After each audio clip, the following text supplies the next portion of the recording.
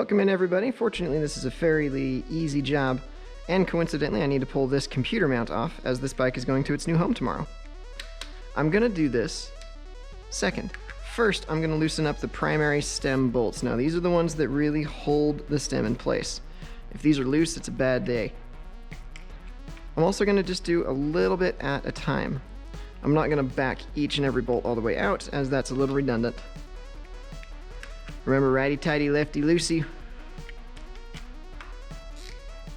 Unless something's backwards, then that's weird. Now you'll feel when there isn't any more resistance on the bolts.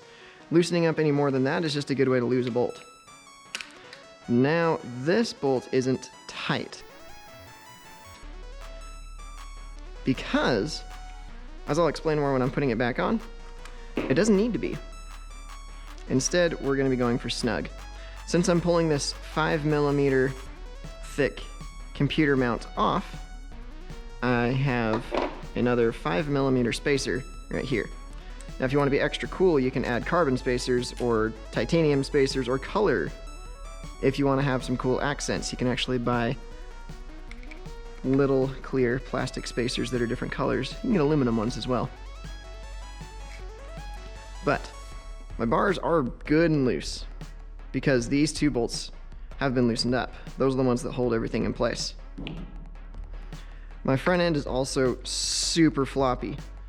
The reason being is that this bolt on top compresses the bearings into place.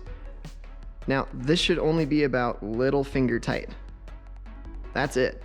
Anything more than that, and you'll bind those bearings. You can actually blow some stuff up. I'm not talking, I can fire an explosion kind of blowing up, but break things. Double check that my wheel is straight, and then we will tighten up the stem bolts here on the side. While your stem is off, you can pull any of these spacers from underneath and put them up on top, or vice versa if you want to adjust the stack height, as I talked about in a previous video. Notice again, I'm just doing a little bit at a time here. I want a nice uniform clamp.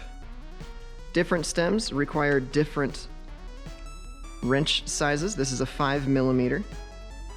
Some require a 4, others are a Torx 25, others are a T20. I haven't seen one of those in a minute. Some are a 6. Some have 2 bolts, some have 3, some have 1. But now this is good and snug. My wheel is on there. I'm not going to spin a bar and die. And we are good to go.